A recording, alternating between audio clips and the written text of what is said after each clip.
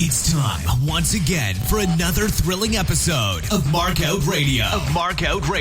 For the next hour, sit back, pull the stick out of your ass, and enjoy. Be warned though, smarks and internet know-it-alls will be offended, annoyed, and generally pissed off at what's about to happen to your ear holes. You've been warned. Now, Mark Out Radio.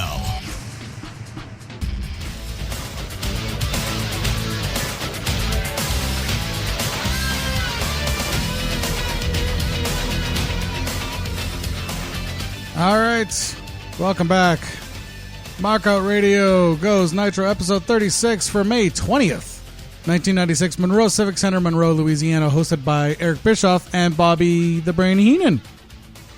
Next week, Nitro moves to a 2-hour live format and the supposed actual start of the Monday Night War, although technically Raw won this change to 2 hours since they're 2 hours pre-taped tonight. More stats on the heels of the last 2 weeks of solid Nitros. This week, we're about to have a big win in the ratings wars. Nitro pulls a 3.1 to Raw's 2.3. There's a capacity crowd of 4,000 tonight, with 3,029 having paid to be there. Anyways, we're live, as live can get, live on TNT Live, where there's no Monko, who has now challenged Flair and Anderson. Kevin Green answered the call. I forgot about all these. I forgot all about... See, okay, I have to explain this because I'm guilty of this. But back in the late 80s and the early 90s, there was this... It wasn't always braided, but there was this little bit of hair at the base of your neck. Some people braided it. Other people just, let it stick out. It wasn't a mullet. It was like if you had a mullet, but then you cut your hair around and left this teeny tiny little ponytail. Okay, look, I'm trying to be delicate. We're in a PC culture now, and I don't know what words are going to get me banned on YouTube, or indeed on Stitcher or Apple or any the other platforms this fucking podcast is on. All right, so it was called a tag, and these tags were fuck off, were horrible. And Kevin Green is rocking one of these, and frankly, I'm surprised more football players didn't yank on the fucking things, because it's just a prime target. Forget face masking. Grab a hold of the baby hairs on the back of a guy's neck and pull, and you'll watch him cry like a little bitch. If you can get your hands on it, that is. Kevin Green is fucking shot out of a cannon in this promo. Anyways, this week's Nitro will run over its time slot to make up for all the times they had to surrender the time slot to the NBA Finals.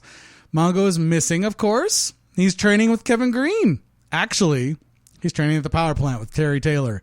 At the time, WCW bookers had nothing for Terry Taylor to do except job on TV tapings. So they gave him the trainer's job at the power plant while keeping him under contract as a wrestler. Now listen, the alternative here was being the Red Rooster in the WWF. Do you remember that fucking egg? I defy any of you motherfuckers to not transition to coaching. At the time, there was no official staff, though, for the power plant or management. It was chaotic at best until Orndorff took over in 1998. Until then, WCW would move wrestlers needing a break from the road or not having any programs or just recovering to keep them in shape by having them at the power plant training new wrestlers. Now, for the most part, it was used mostly as a recovery place for injured wrestlers. In situations like this, though, it was used to get a star. God, I hate fucking using that way. Listen, Charles Barkley and Dennis Rodman use it as well, so I will leave the star thing in there, but Jesus fuck. Anyways, they used it to get Mongo into ring shape, and Kevin Green too. Later, they would famously use it, of course, to get Goldberg ready for television. In 1995, Bischoff spent some time and money getting the power plant associated with the United States Wrestling Association to get their wrestlers some TV time, as they had a small territory with a great following. Unfortunately, WCW and WWF pilfered too many of their big stars, and the crowd started to get smaller and smaller until it went under in 97, with Jerry Lawler and Jerry Jarrett, by the way, at the helm. Jarrett was burning the candle at three ends, effectively. He was managing the power plant, running the USWA, and consulting at WCW. At one point, he tried to by WCW. But after the fall of WCW, Jarrett would go on to create TNA, of course, where he would have a great run from 2002 to 2005 doing weekly pay-per-views. When he sold the 72% of the controlling interest in 2005 to Panda Energy and would get out of wrestling altogether. Smart move on his part. All right, back to Nitro this week. Fire and Ice Train and Scott Norton, of course, versus the Steiner brothers to a double countout in 5 minutes, 29 seconds. I gave this one 3 out of 5. Lots of excellent wrestling here with some good crowd psychology, although there were some shoot spots, specifically between Norton and Scott Steiner. The commentating team really could have done a better job of staying on the match. Ultimately, it was what you kind of expect out of Fire and Ice and the Steiner brothers, though. Lots of big, high-hitting, blah, blah, blah bullshit, right? After this, we get a commercial break with a WCW Mag promo. Back from break, Ric Flair with Elizabeth and Woman defeats Eddie Guerrero in 19 minutes, 43 seconds. That's right, you heard me right. 19 minutes, 43 seconds. I gave that one 4.5 out of 5. There are a few spots here that some podcasters and bloggers claim are stiff spots, with Flair trying to hold Eddie down. I didn't see that. I saw brilliant wrestling where Flair was testing Eddie's abilities and readiness. The claimed shoot spots were mostly worked punches that even a total greenhorn could spot if they wanted to. I'm not quite sure why fans want to see shoot fights in wrestling. For me, it pulls me out of suspending belief. I'm watching staged comment, and granted there's some hits and some falls, but you can see ghost punches pretty easily if you want to. I don't know why wrestling fans want to see shoot fights, but it's just one of those things, man. This match itself, in my opinion, was a veritable how-to in wrestling. Driven home by the fact that it kept Bischoff and Heenan involved in calling the actual match going on in the ring and the programs both wrestlers were working. And they didn't talk about anything else for the whole fucking 20 minutes. If you can keep Heenan's attention for 20 minutes with your wrestling match, it's not a fucking shoot fight. Just going to leave that hanging out in the air there for all you fucking marks that got a problem with Ric Flair and Eddie Guerrero in this match. I don't know why there is, but Jesus fuck, like every place I was reading, they had a problem with this. Anyways, now, that being said, later on in the match, there's a botched attempt to get Flair to do a Frankensteiner. Guerrero legit smashed his knee into the ring apron-ish. Whatever he smashed his knee into, whatever it did, it was not awesome. And it tweaked his knee a little bit, but of course, unwilling to admit that he'd actually gotten hurt, he kept going with the rest of the match, and he went for his big frog splash finisher and legit popped it. Going back, not in his recollections, of course, but Vicky's, he came home after this. He partially tore his ACL, his MCL, and he dislocated his knee doing the frog splash, which is why when he does it, he legit hops over on his back and starts screaming and holding his knee. That part was not a work. He popped it back in while Flair draws the crowd's attention. You can barely see it on the camera, but what does happen is the camera on the ring that's catching Flair's shenanigans catches Eddie screaming and then silence as he popped his knee back into place. If that microphone on that camera had been one that was around today, or if they'd had one of those cute little microphones under the ring, I wonder if we would have heard the fucking pop. Anyways, Flair quickly wrapped up the leg in the figure 4, which, by the way, doesn't actually hurt. Eddie didn't tap out, though. He got counted out with his shoulders down as he passed out from the pain. It was an excellent improvised ending to the match, which, of course, Ric Flair was going to win anyways. But that was really a how-to in putting on a great match and then having to make an adjustment as a result of somebody getting hurt. Fucking fantastic stuff. Anyways, after this, we get a Gene promo with Flair, Woman, and Liz. Despite having just wrestled for almost 20 minutes, Ric Flair cuts a great promo.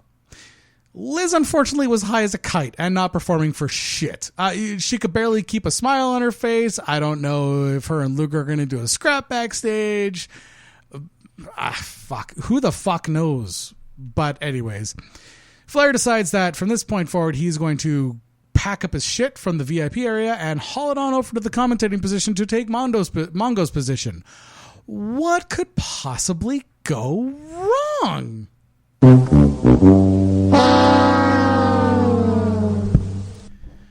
We had a commercial break. here, and back from break, Flair is in the commentating position in Mongo's seat with his VIP finery and the ladies behind him, and he will work the rest of the show as the heel commentator. After this, we got Lex Luger and Sting defeating the Faces of Fear, Ming and Barbarian, in 10 minutes 52. I gave that one 3.5 out of 5. There's no promo image for the Faces of Fear. So leading into break, they had Barbarian in his old gear, you know, the foreigner shit, and Ming doing his martial arts stupid nonsense pose. Now, at this point, Flair on commentary puts over Liz making eyes at Luger, which wasn't uncomfortable per se, but it was weird. It was very weird. A little bit of fourth wall breaking. Anyways, we get a commercial break, and leading into it, Flair sings Debbie Does the Nature Boy, referencing Mongo's wife. Jesus Christ.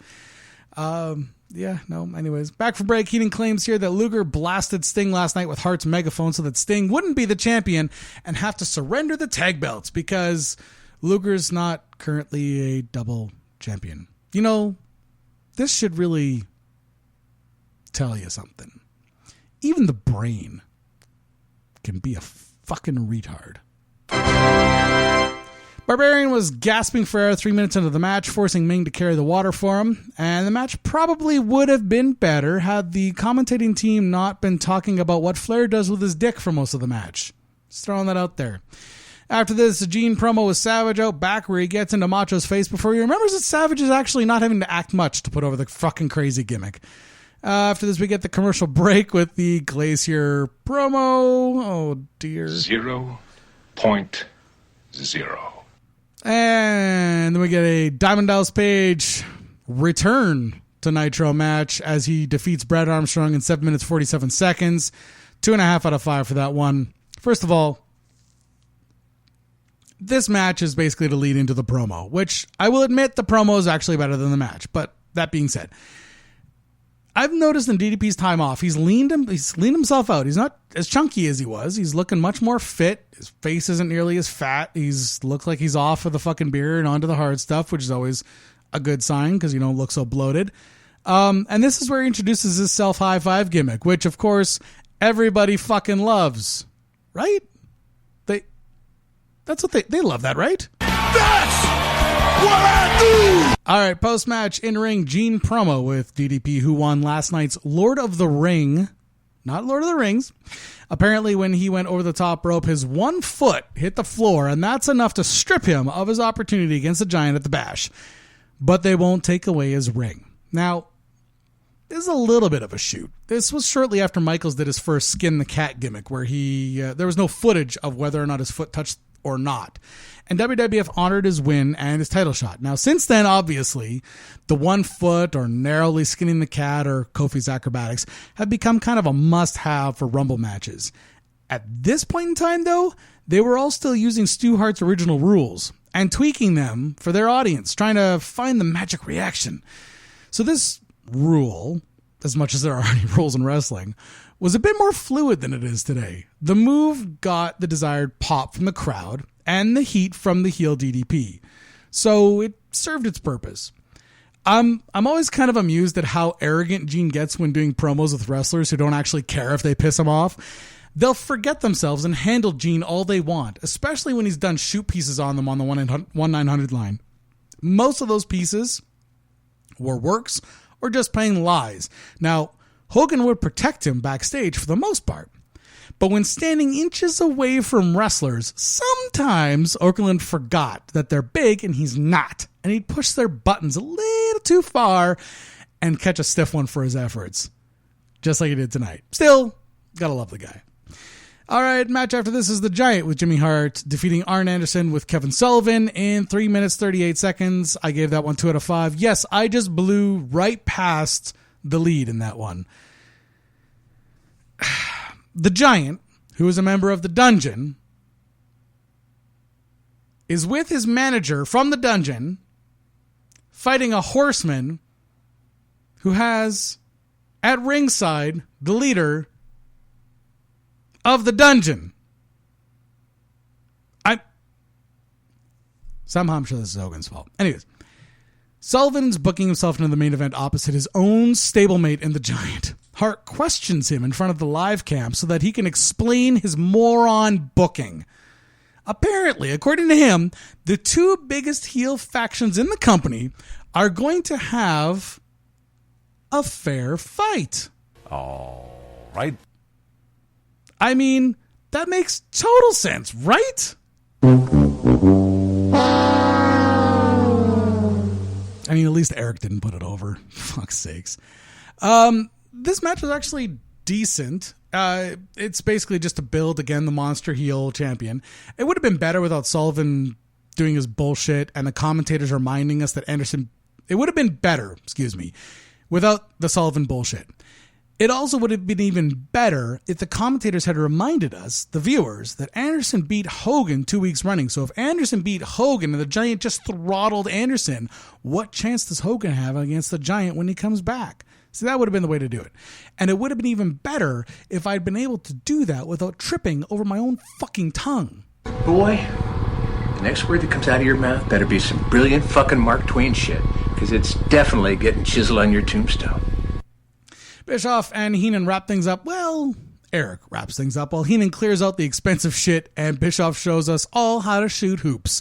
Holy fuck, is he a nerd. Rating overall for this Nitro, let's call it a very generous 3.5 out of 5. It wasn't horrible, but Sullivan booking on the fly and it's showing, and Bischoff is so focused on the NWO coming in, and while he's not the most fiscally responsible or the best booker ever, he's leaving everything to Sullivan to book, and he really needs to fucking grab those reins again.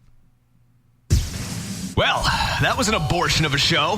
Should the mood take you, check out markoutradio.com and leave a comment. You can also find links there to our Facebook, Twitter, YouTube, and Stitcher channels. You can even leave a voicemail on our Skype. Just click the links and share them.